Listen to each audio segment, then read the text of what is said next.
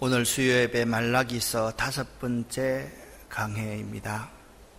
오늘은 말라기서 3장 12절 말씀, 여러분과 제가 함께 합독하겠습니다.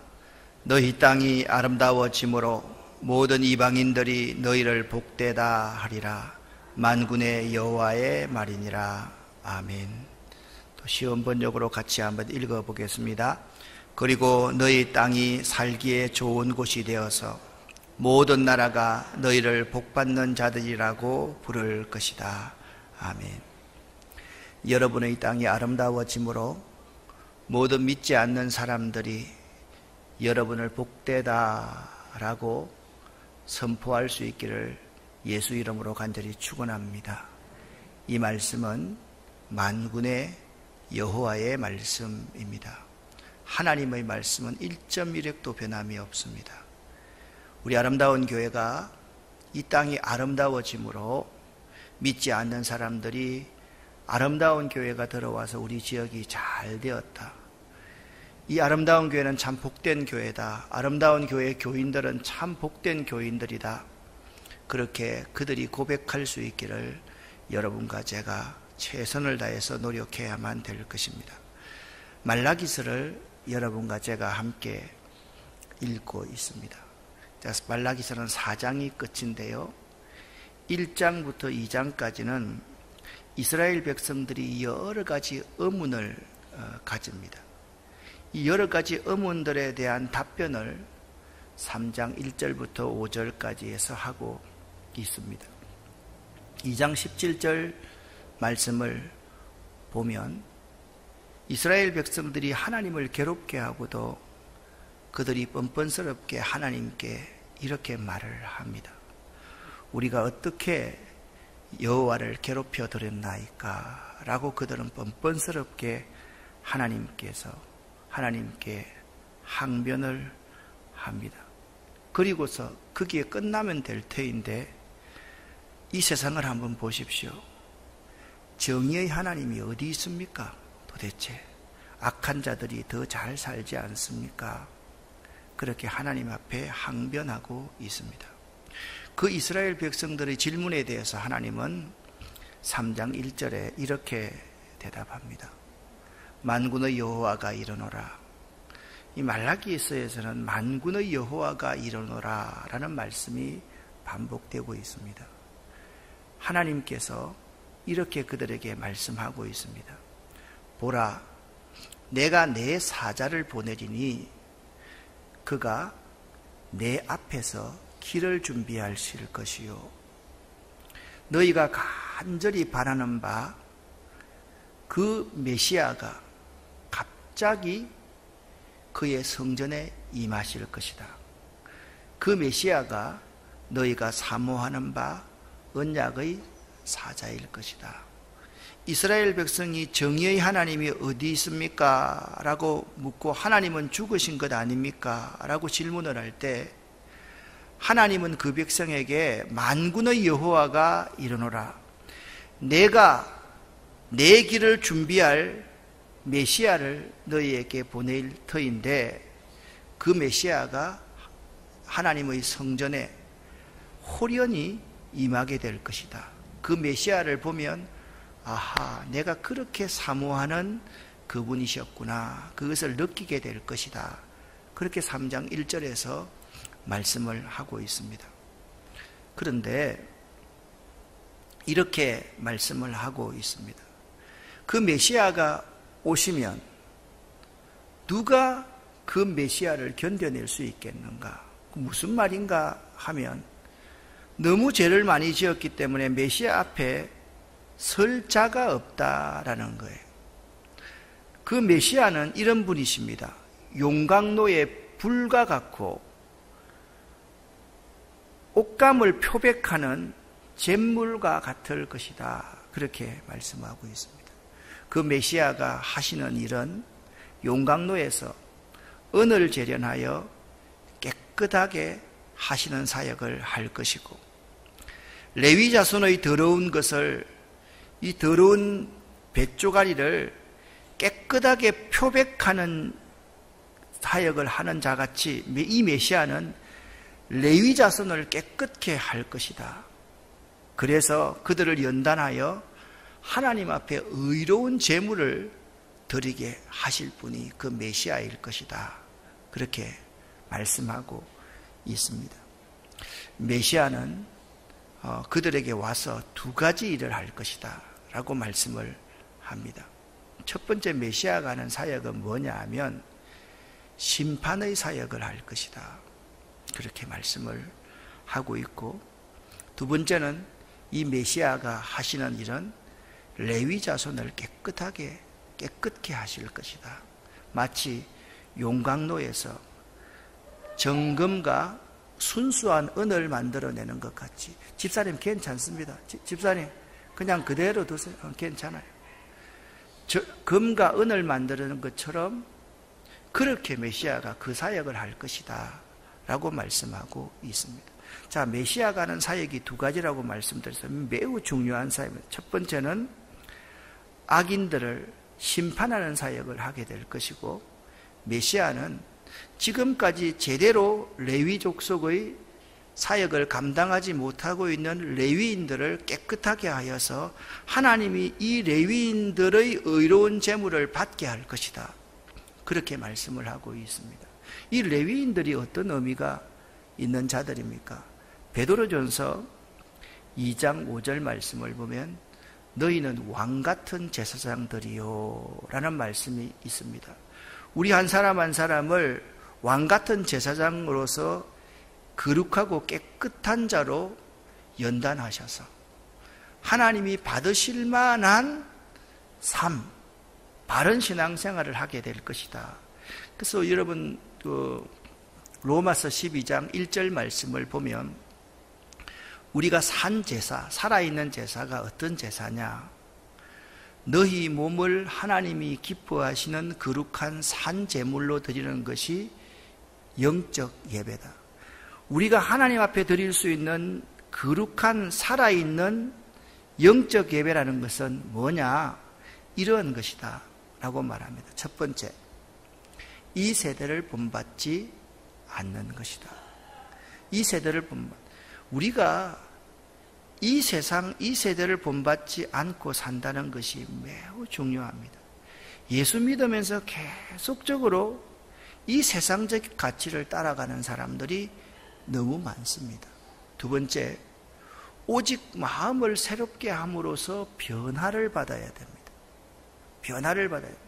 그러니까 우리가 하나님 앞에 신령한 제사를 드린다는 것은 변화되지 않는 그 모습으로 그대로 앉아 있으면 하나님이 기쁘시게 받을 만한 제사가 아니다라는 거예요. 10년 전과 지금이 똑같고 지난주와 이번주가 똑같고 자꾸 우리의 신앙의 심령 그 자체에 굳은 살만 박히는 사람, 그런 사람은 하나님 앞에 영적 예배를 드릴 수 없다. 그렇게 말씀하고 있습니다. 세 번째는 분별할 수 있는 영, 분별할 수 있는 눈을 가져야만 한다. 이런 사람이 하나님 앞에 영적인 예배, 산 제물로 예배를 드리는 사람이다. 여러분과 제가 하나님이 이 땅에 오셔서 우리 같은 레위인들을 깨끗하게 하셔서 우리를 받으실 만한 제물로 받기를 원하시는데, 우리 한 사람 한 사람이 하나님이 기뻐하시는 거룩한 산 제사의 삶을 살아야 된다. 그러기 위해서는 이 세대를 본받지 말아야 되고, 오직 마음을 새롭게 함으로써 변화를 받아야 되고, 하나님의 선하시고 기뻐하시고 온전한 뜻이 무엇이든지 분별할 수 있는 사람이 되어야 된다. 그렇게 말씀하고 있는 겁니다. 사랑하는 여러분, 여러분이 지금 신앙생활을 하고 있으면서 우리 주님을 본받아 살아가려고 노력합니까? 아니면 자꾸 이 세상을 본받으려고 하고 있습니까? 저 교회는 이렇게 하더라. 어떤 분들은 이런 말씀 하시는 분이 있습니다. 저 교회는 저렇게 교회 오면 선물 준다고 저렇게 하면서 전도하는데 우리는 왜 전도 안 해요? 우리도 전도합시다라는 말은 제가 동의합니다. 근데 저 교회는 저렇게 선물 준비하고 오면 선물 주는데 그 말은 내가 절대로 동의할 수가 없습니다. 왜? 그건요, 보험하는 사람이나 장사하는 사람들이 하는 행동이기 때문에 본받을 가치가 없는 거예요. 정말 우리 속에 그리스도 예수의 사랑과 은혜가 넘쳐서 전하지 않으면 견딜 수 없는 마음이 있어서 복음 전하는 것과 선물 준비하고 나오면 선물 주겠다는 것과는 정말 차원이 다른 것이다 라는 생각을 해야만 됩니다. 우리는 세상의 가치를 따라가서는 안 됩니다. 그리고 철저하게 매 순간순간 십자가 앞에서 무릎 꿇고 나는 부족합니다. 나는 연약합니다. 나는 죄인입니다. 하나님의 도움이 없이는 한순간도 살아갈 수 없습니다 라는 변화된 고백들을 매 순간 할 수 있어야 돼요. 그래서 여러분, 우리들이요, 은혜가 자라가요. 은혜가 세월이 가면 갈수록 하나님의 은혜가 아니고는 한순간도 살아갈 수가 없습니다 라고 고백할 수 있는 여러분과 제가 될 수 있어야 돼요. 그리고 신령한 것을 분별할 수 있는 눈을 가져야 되고요, 악한 것을 분별할 수 있는 눈을 가져야 되고요, 영적인 것과 세상적인 것을 분별할 수 있는 눈을 가질 수 있어야만 됩니다. 그런데 우리에게 이런 것들을 요구하시는 메시아로서 심판하실 예수님, 우리 레위인들의 신앙을 연단해서 하나님이 받으실 만한 영적인 삶을 살도록 하신 이 하나님은 어떤 분이신가? 3장 6절에 그 하나님을 이런 하나님이라고 말씀하고 있습니다. 자, 빨간 부분만 같이 한번 읽어보겠습니다. 나 여호와는 변하지 아니하나니. 아멘. 이 말씀은 어떤 의미인가 하면 나 여호와는 변하는 자가 아니므로 그 말입니다. 하나님은 한 번 약속하신 것은 마음대로 바꾸시는 분이 아닙니다. 우리가 아무리 하나님 앞에 변개하고 변심한다 할지라도 하나님은 하나님께서 우리에게 약속하신 한 번 약속하신 것은 결코 바꾸시지 않는 거예요. 여러분과 제가 하나님 앞에서 회개하고 돌아오면 회개하지 않는다 할지라도 끝까지 밤마다 문 열어놓고 우리를 기다리시는 분이 우리가 믿는 하나님이다. 그래서 그 하나님을 6절에 이렇게 쉬운 번역에서는 번역해 놓고 있습니다. 나 여호와는 변하는 자가 아니므로 너희가 완전히 망하지는 않는다. 그러니까 너희가 고난 가운데서 고생을 통해서 나에게 돌아오기는 바라지만 나 여호와는 변치 아니한 약속을 어기는 여호와가 아니기 때문에 너희가 망하되, 순간적으로 망하되 완전히 망케는 안 하신다. 그렇게 하나님은 자신을 말씀하고 있습니다. 그렇게 하나님은 있잖아요, 하나님이 약속해 주신 거예요. 그들이 하나님 앞에 대드니까 하나님이 메시아를 보내주시겠다고 하고 그들의 신앙을 정금 같은 믿음으로 만들어주시겠다고 하시면서 하나님이 또 한 번 말씀합니다. 나 여호와는 변치 아니한다. 너희가 완전히 망하지 아니할 것이다. 그렇게 하나님이 재차 그들을 찾아오셔서 말씀해 주셨지만 그 시대에 이스라엘 백성들의 신앙생활은 달랐습니다. 아무리 하나님이 그렇게 말씀하셔도 이스라엘 백성들은 하나님과 반하여서 생활을 하기 시작하더라라는 거예요. 당시 이스라엘 백성들의 신앙생활은요, 첫 번째, 하나님의 정하신 법을 지키지 않았습니다. 그들은. 두 번째, 그들은 회개하지 않았습니다. 2장에서 뭐라고 말씀하고 있습니까? 내게 돌아오라. 내게 돌아오라. 하나님은 계속해서 내게 돌아오라고 그들에게 요청하였지만 그들은 제일 먼저 핑계거리를 댑니다. 우리가 어떻게 하여야 돌아가리이까? 사람이 어찌, 그렇게 말하니까 하나님이 말합니다. 사람이 어찌 하나님의 것을 도둑질하겠느냐? 그러나 너희는 나의 것을 도둑질하고도 우리가 어떻게 하여야 돌아가리까 그렇게 핑계거리를 대고 있구나. 또 그들은 이렇게 말합니다. 우리가 어떻게 주의 것을 도둑질하였나이까? 라고 하나님 앞에 항변합니다. 그때 하나님이 이렇게 말씀하고 있습니다. 구체적인 예를 지금 들고 있는 것입니다. 너희의 죄악 가운데 대표적인 것이 무엇인지 아느냐?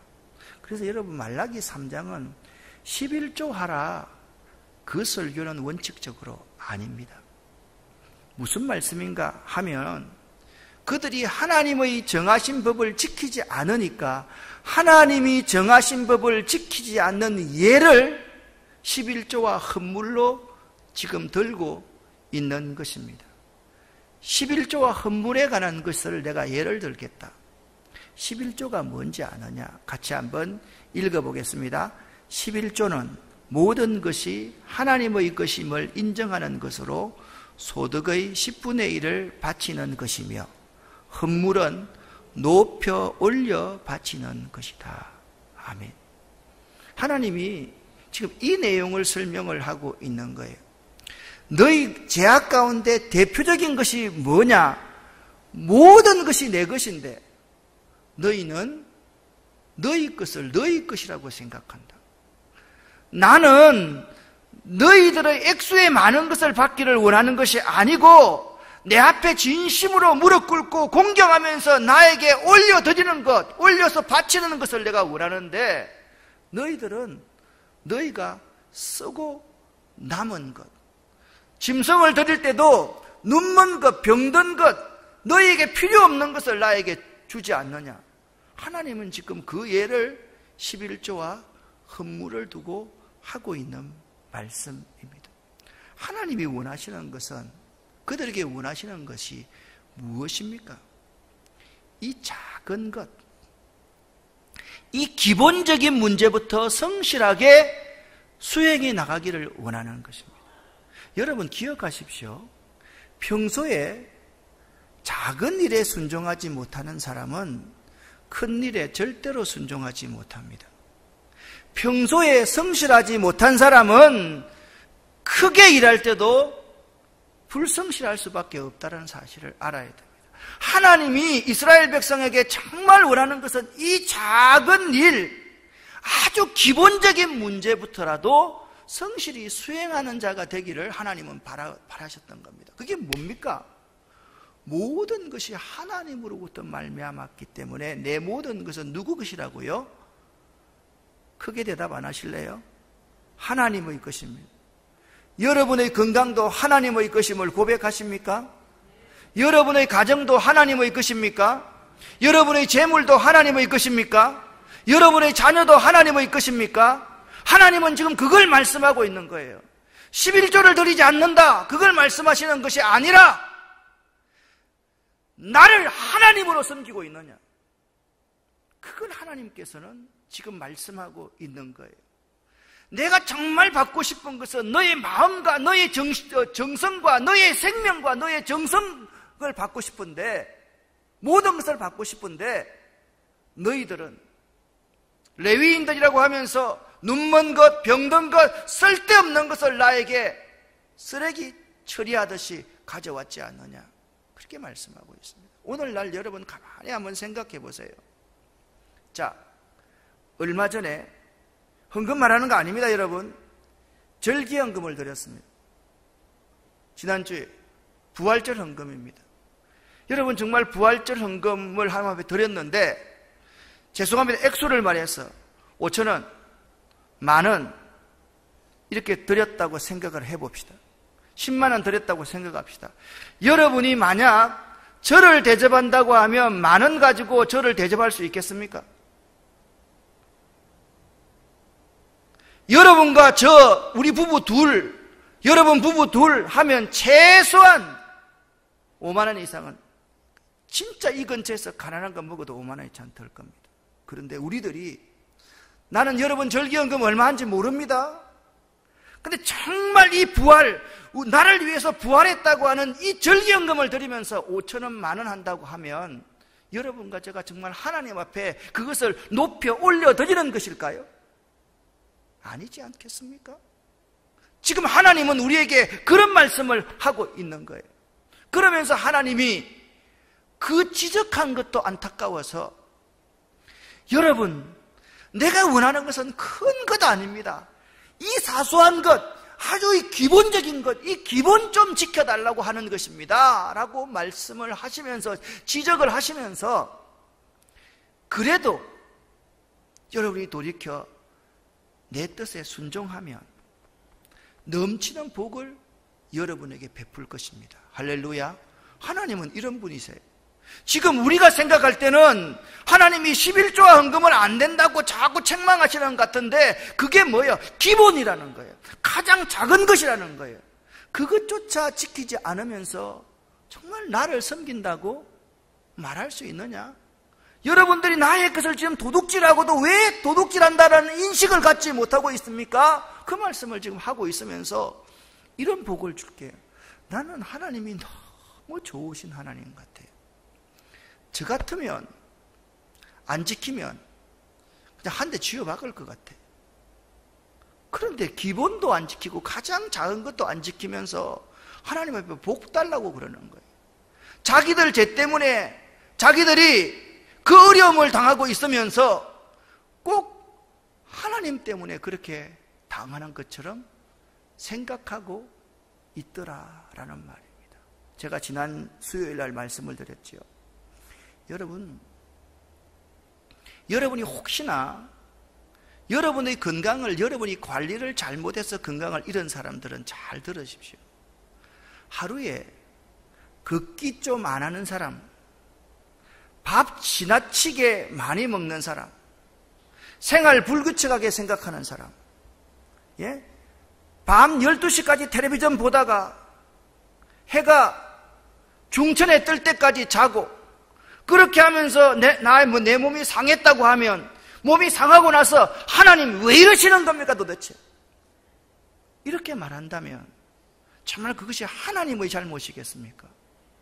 아니지 않습니까? 즉 이스라엘 백성들이 기본도 하지 못하고 가장 중요한 작은 것 하나 하지 못하고 있으면서 하나님께 지금 계속 대들고 있는 거예요. 이 복이 어떤 복이라고 말씀을 하고 있습니까? 먼저 7절부터 9절까지 말씀을 같이 읽어보겠습니다. 만군의 여호와가 이르노라. 너희 조상들의 날로부터 너희가 나의 규례를 떠나 지키지 아니하였도다. 그런즉 내게로 돌아오라. 그리하면 나도 너희에게로 돌아가리라 하였더니 너희가 이르기를 우리가 어떻게 하여야 돌아가리이까 하는도다. 사람이 어찌 하나님의 것을 도둑질하겠느냐?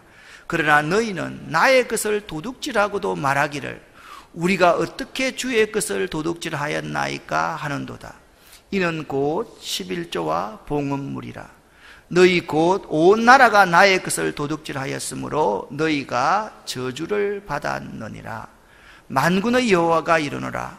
너희의 온전한 11조를 창고에 들여 나의 집에 양식이 있게 하고 그것으로 나를 시험하여 내가 하늘 문을 열고 너희에게 복을 쌓을 곳이 없이 붙지 아니하나 보라. 만군의 여호와가 이르노라. 내가 너희를 위하여 메뚜기를 금하여 너희 토지 소산을 먹어 없애지 못하게 하며 너희 밭의 포도나무 열매가 기한 전에 떨어지지 않게 하리니. 아멘. 하나님이 지금 10절부터 11절까지 해서 무엇을 말씀하고 있습니까? 복을 주겠다는 말이에요. 복을 어떻게 주겠다는 말이에요? 쌓을 곳이 없도록 붙지 아니한가 나를 한번 시험해 보라는 거예요. 하나님이 지금 복 주겠다는 말씀이지 헌금하라는 말이 아닌 거예요. 나는 너희가 복 받기를 원한다. 그리고 너희 모든 농사가 잘 될 수 있도록 내가 막아주겠다. 보호해 주겠다. 하나님께서 그렇게 말씀하고 있습니다. 하나님이 이렇게 말씀하고 있습니다. 그것으로 나를 시험하여 내가 하늘문을 열고 너희에게 복을 쌓을 곳이 없도록 붙지 아니하나 시험하여 보라. 할렐루야. 그렇게 말씀하고 있는 것입니다. 사랑하는 여러분, 우리가 하나님을 시험해서 우리가 가장 작은 것, 그 기본적인 것을 잘 지키면 어떻게 된다? 12절 말씀에 이렇게 말합니다. 우리의 땅이 아름다워진다. 그러니까 이 아름다워진다는 말은 뭡니까? 우리가 쌓을 것이 없도록 하나님의 복을 받는다, 그 말입니다. 우리들이 쌓을 것이 없도록 하나님의 복을 받고 나면 모든 나라가 너희를, 야, 저 사람들 참 보잘것없는 사람들인데 여호와 하나님이 저들에게 복을 주셨구나, 그렇게 그들 스스로가 고백하게 될 것이다. 할렐루야. 가장 작은 것, 가장 기본적인 것을 잘 지키라고 말씀하고 있습니다. 하나님이 여러분과 저에게 원하는 것은 작은 일에 대한 순종입니다. 누가복음 16장 10절 말씀에 보면 이런 말씀이 있지 않습니까? 지극히 작은 일에 충성된 자는 큰 것에 또 충성되고, 지극히 작은 일에 불의한 자는 큰 것에 불의한 자가 될 것이다, 그렇게 말씀하고 있습니다. 하나님이 여러분과 저에게 정말 원하시는 것은 생활 중에서 지극히 작은 것부터 순종하기를 원한다라는 거예요. 우리는 신앙생활 하면 대단한 것을 순종하기를 원합니다. 목사님, 제가 교회 지으면 한복할게요. 그런 말 하지 말고요, 평소 때 기도하십시오 하면 아멘 하고 순종하십시오. 말씀 날마다 성경 읽기 표 가지고 읽으라 그러면 말씀 읽으십시오. 모이라 그러면 모이고, 모이지 말라 그러면 모이지 마십시오. 여러분, 입을 열어서 축복의 말을 하라고 하면 입을 열면 축복의 말만 하고 안 좋은 말, 부정적인 말 하지 마십시오. 그게 가장 기본적이라는 거예요. 그 기본적인 것, 작은 것에 충성할 때, 순종할 때 하나님은 우리에게 큰 것도 맡기십니다. 할렐루야. 이게 하나님의 원리입니다. 작은 일에 순종하지 않는데 어떻게 큰 것을 맡깁니까? 작은 일에 불순종하는데 어떻게 큰 것을 맡길 수가 있습니까? 하나님은 지금 우리에게 그렇게 말씀하고 계시는 겁니다. 그런데 그럼에도 불구하고 이스라엘 백성들의 신앙생활은 이때 13절부터 15절까지 말씀 보면 이렇게 신앙생활을 하고 있습니다. 같이 쉬운 번역으로 읽어보겠습니다. 여호와께서 말씀하셨다. 너희가 거친 말로 나 주를 욕되게 했다. 그러고도 너희가 묻기를 우리가 무슨 말로 주를 욕되게 했습니까? 라고 하였다. 너희가 말하기를 하나님을 섬기는 것이 헛되다. 하나님의 율법을 지켜보아야 아무 소용이 없다. 만군의 여호와 앞에서 우리의 한 일을 뉘우쳐 보아야 아무 소용이 없다. 오히려 교만한 사람이 복이 있고 악한 사람이 성공한다.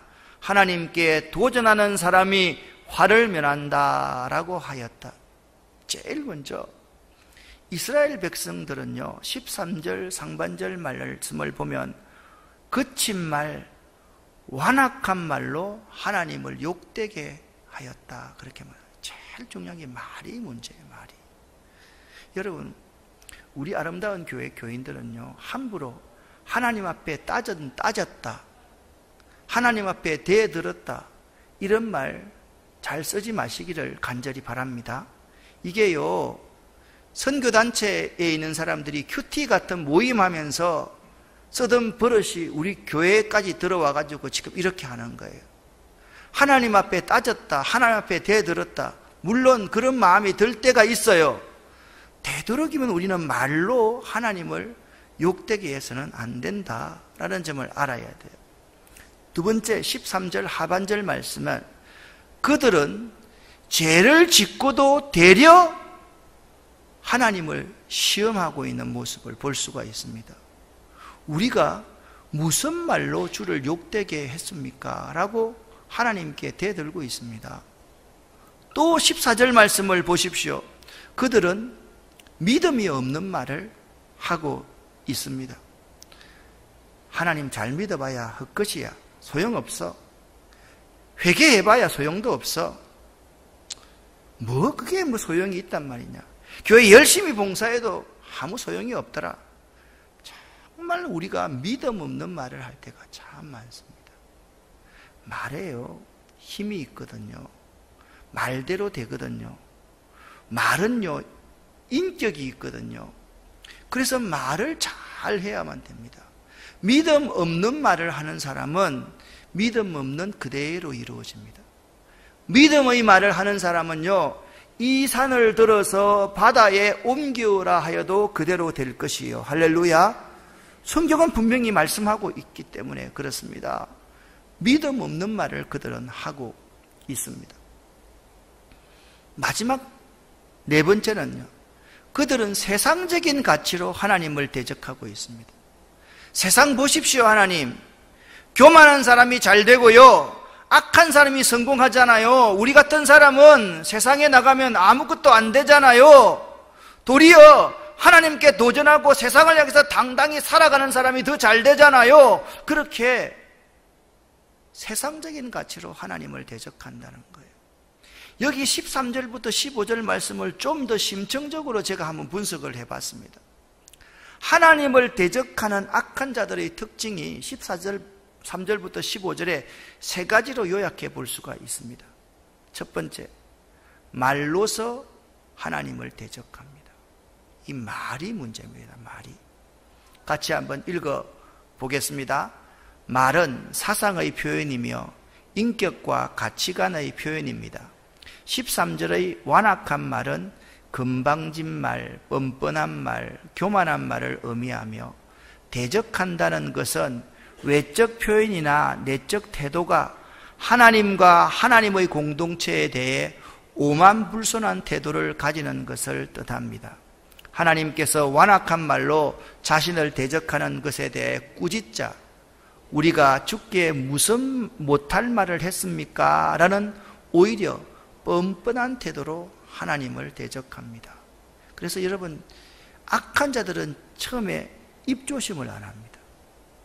여러분 스스로가 다른 사람 판단하려고 하지 말고요, 내 스스로가 선한 자인지 악한 자를 이제 보려고 그러면 내가 입을 열었을 때 입 조심, 말 조심을 하느냐 안 하느냐, 그거 보면 내가 악한 자인지 선한 자인지를 알 수가 있는 거예요. 두 번째, 이 하나님을 대적하는 악한 자들의 두 번째 특징은 뭐냐면 신앙적 회의에 빠집니다. 14절을 바꾸어 말하면 우리가 예수를 잘 믿어도 다 헛일이다.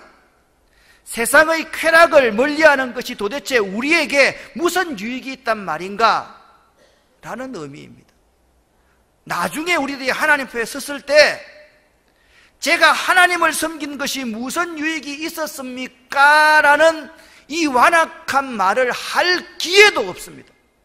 이미 그는 지옥에 가 있기 때문에 그런 기회조차 없다라는 사실을 알아야만 됩니다. 여러분이 뭔가 조금만 수만 틀리면 예수 믿어도 다 소용없다. 그냥 세상에 적당히 살면 되지 뭐. 이런 말들을 자주 쓰는데 그런 신앙적 회의를 가지고 있는 사람들은 악한 자들이다. 그렇게 말씀하고 있습니다. 마지막 세 번째입니다. 그들은 15절에 보면 하나님의 심판을 의식하지 않습니다. 악한 자들은 이렇게 말합니다. 지금 우리가 사는 세상을 보면 하나님의 뜻을 거역하고 사는 사람들이 얼마나 잘 살고 있는지 아십니까? 하나님. 그들은 큰 소리치며 제멋대로 사는데도 큰 차 굴리고 떵떵거리며 돈 많이 가지고 살지 않습니까? 여러분 묻습니다. 큰 차 굴리고 돈 많이 가지고 떵떵거리며 사는 것이 정말 잘 사는 겁니까? 그렇게 살겠습니까? 아니지 않습니까? 초막이나 궁궐이나 내주 예수 함께하는 것이 정말 진정한 가치다. 날마다 우리가 찬송하지 않습니까? 이러한 태도는 살아계시는 하나님의 궁극적인 심판에 대한 개념이 없는 사람이다. 그래서 여러분 이 세 가지를 꼭 알아야 됩니다. 악한 자들의 특징, 말로서 하나님을 대적한다. 두 번째, 신앙적 회의에 빠진다. 그게 무슨 소용이 있습니까? 이런 말들 자주 한다. 세 번째는 하나님의 심판이 반드시 있다라는 사실을 의식하지 않는다. 여러분, 오는 날은 있지만 가는 날은 없습니다. 하나님이 부른 날, 가는 날입니다. 자, 여러분 보세요. 여러분이 앞으로 10년 정도 더 살 수 있다고 가정을 해봅시다. 그러면 지금 아무런 말이나 다 하십시오. 아무런 짓 다 하십시오. 근데 오늘 저녁에 여러분과 저를 하나님이 부르시면 여러분 어떻게 하시렵니까? 변명할 거리가 있습니까? 변명할 수 있습니까? 여러분 오늘 저녁에 하나님이 나를 부르신다고 해서 그것이 저주입니까? 아닙니다, 여러분. 오늘 저녁에 우리들 가운데 충분히 하나님이 부르실 수도 있습니다.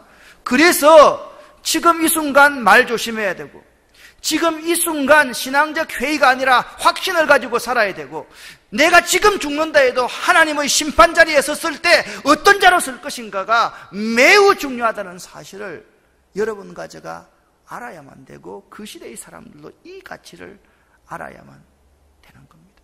하나님은 지금도 우리에게 말을 하고 있습니다.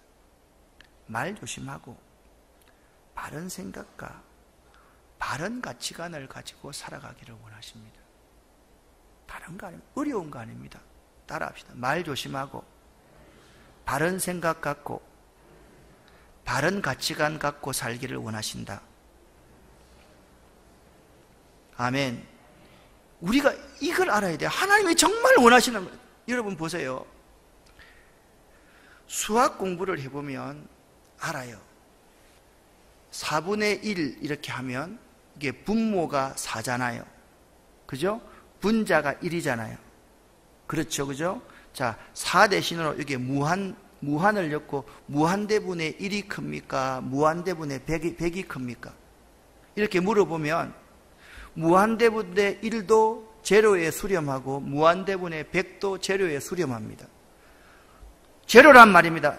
분모가 무한하면 20년 살아도 0이고 100년 살아도 0이라는 말입니다. 이 말씀은 무슨 말씀인가 하면 이 땅이 우리 인생의 전부가 아니라는 거예요. 우리 인생의 이 땅의 70년, 80년은 영원한 하늘나라를 위한 우리에게 주어진 마지막 기회라는 사실을 알아야만 된다라는 거예요.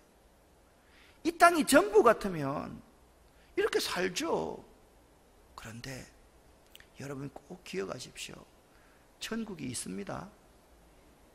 천국 정말 있습니다. 우리 70년, 80년이 아니라 영원한 삶이 우리에게 주어집니다. 이 영원한 삶을 위해서 지금 이 순간이 있는 거예요.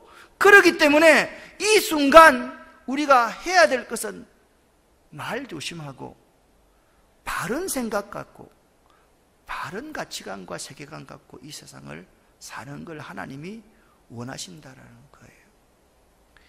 하나님은요, 자기 백성들에 대한 마음을 이렇게 3장 하반절에서 표현하고 있어요. 사실상 말라기서는요, 3장이 결론입니다. 16절에서 18절에 이렇게 말씀하고 있습니다. 잘 읽어보십시오. 같이 읽습니다. 그때에 주를 두려워하는 사람들이 서로 하는 말을 들었다. 여호와께서 그들의 말을 분명히 들으시고 주를 두려워하는 자와 섬기는 사람들의 이름을 책에 적게 하셨다. 여호와께서 그들의 이름을 기억하실 것이다. 만군의 여호와께서 말씀하셨다. 그들은 내 것이다. 그날이 오면 그들은 내 소유가 될 것이다. 아버지가 자기를 섬기는 아들을 아끼듯이 내가 내 백성을 아끼겠다. 그때 너희가 선한 사람과 악한 사람의 차이를 보게 될 것이며 나주를 섬기는 사람과 섬기지 않는 사람의 차이를 보게 될 것이다. 아멘. 여기 16절 말씀은 뭐 그때에, 그날이 오면 반복적으로 말하면서 그때에 주님을 두려워하는 신앙을 가진 사람들이 서로 소근소근 하는 말을 들었다는 거예요. 뭘 들었느냐? 가만히 보니까 하나님이 있잖아요. 자기의 천사들에게 생명책에 이름을 적게 하시더라는 이름을. 어떤 사람의 이름을 적게 하시느냐? 주를 두려워하는 자들의 이름도 적고 주를 잘 섬기는 사람들의 이름을 한 사람 한 사람 다 적어놓고 깨알처럼 다 적어놓더라는 거예요. 그리고 그들 이름 한 사람 한 사람을 주님께서 다 기억하실 것이라는 거예요. 이 자리에 앉아있는 우리 가운데서 만약 그 생명책에 이름이 기록되어 있지 않으면 이건 정말 낭패를 보는 거예요. 큰일인 거예요. 가장 큰 비극인 거예요. 그러면서 하나님께서 말씀하고 있습니다. 그들은 내 것이다. 그날이 오면 그들은 내 소유가 될 것이다. 내가 내 아들을 아끼듯이 내 백성을 아끼겠다. 그때 여러분들은 눈으로 목도하게 될 것이다. 선한 사람과 악한 사람의 차이를 보게 될 것이다. 나를 잘 두려워하고 나를 잘 섬기는 사람과 나를 잘 섬기지 않고 불순종하며 나를 경멸히 여기는 자가 어떻게 되는지를 생생하게 눈으로 보게 될 것이다. 여러분 무섭지 않습니까? 머리 틀 것이 쭈삣쭈삣 서지 않습니까? 지금도 하나님은요 우리 이름을 생생하게 기록해서 적고 계신다는 거예요. 어떤 사람, 네가 나를 두려워하고 있는가? 네가 나를 잘 섬기는가? 네가 선한 사람인가? 이런 사람을 적고 있는, 하나님이 그렇게 말씀하고 있는 거예요. 이 네 가지를 잘 한번 보시기를 바랍니다. 하나님은 기념책에 그들의 이름을 기록하고 기억하실 것이다. 하나님께서는 그들을 자신의 특별한 소유로 삼으실 것이다. 그리고 그들을 아들처럼 아끼실 것이다. 그때 주를 두려워하며 주를 섬기는 자들과 선한 자들과 그렇지 않는 자들의 차이를 분명하게 보게 될 것이다. 하나님은 우리에게 그렇게 말씀하시고 있습니다. 사랑하는 아름다운 교회 성도 여러분, 하나님은 지금도 우리들에게 하나님 자신을 한번 시험해 보라 그렇게 말씀하십니다. 하나님을 시험해 보라. 나를 한번 시험해 보라. 그런데 이 시험이 무엇으로 하나님을 시험해 보라고 말씀하시는 겁니까? 말라기서 1장부터 3장까지 말씀을 보면 바른 신앙생활을 함으로써 나를 시험해 보라 말씀하고 있습니다. 뭐로요? 바른 신앙생활을. 바른 신앙생활이라는 것은 균형과 조화를 이루는 신앙생활입니다. 균형과 조화를 이루는 신앙생활은 세 가지라고 말씀을 드렸습니다. 여러분 보십시오. 앞으로 보십시오. 첫 번째, 나의 욕심을 내려놓아야 돼. 세상에 대한 나의 욕심을 내려놓아야 돼. 이게 가장 중요한 겁니다. 그걸 내려놓지 않으면 바른 신앙생활을 할 수 없습니다. 두 번째, 하나님에 대한 분명한 인식을 갖고 생활해야 됩니다. 하나님을 하나님으로 섬기는 사람은 예배생활을 바로 하고 헌금생활을 바로 하고 하나님 앞에 감사와 헌신하는 삶을 살 수밖에 없다. 그걸 말씀하고 있습니다. 세 번째, 사람들에게 칭찬을 받아야 돼요. 이 세 가지가 균형과 조화를 이룰 때 바른 신앙생활을 하는 것이다. 여러분 묻습니다. 여러분 주님 앞에 여러분의 욕심, 여러분의 계획을 내려놓으시기를 예수 이름으로 간절히 축원합니다. 하나님을 하나님으로 바로 섬기십시오. 하나님을 하나님으로 섬긴다는 것은 하나님은 우리의 진정한 예배의 대상이시고 내 모든 것을 바쳐서 하나님을 섬겨야만 되는 것이고 그리고 하나님은 우리의 찬양과 영광을 받으시기에 합당하신 분임을 인정하는 겁니다. 그리고 믿지 않는 사람들이 우리 땅이 아름다워짐으로 우리가 정말 복 있는 사람이라고 칭찬할 수 있도록 우리의 땅을 아름답게 가꿀 수 있는 자가 되어야만 하는 것입니다. 사랑하는 여러분, 바른 신앙생활 꼭 하시기를 예수 이름으로 간절히 축원합니다. 간절히 축원합니다. 바른 신앙생활이라는 것은 뭐라고 그랬습니까? 균형과 조화를 이루는 것입니다. 첫 번째, 여러분 욕심을 하나님 앞에 내려놓아야 합니다. 두 번째, 하나님을 하나님으로 바로 알고 섬겨야만 됩니다. 세 번째, 사람들에게 칭찬을 받아야만 합니다. 이 세 가지가 균형과 조화를 이룰 때 너희가 바른 신앙생활을 하면서 나를 한번 시험해 보라. 너희 창고가 차고 넘쳐서 쌓을 곳이 없도록 내가 너희에게 복을 붓지 아니하나 한번 보라. 하나님 이렇게 당당하게 신앙생활하라 말씀하십니다. 꼭 기억하시기를 예수 이름으로 간절히 축원합니다. 기도하겠습니다.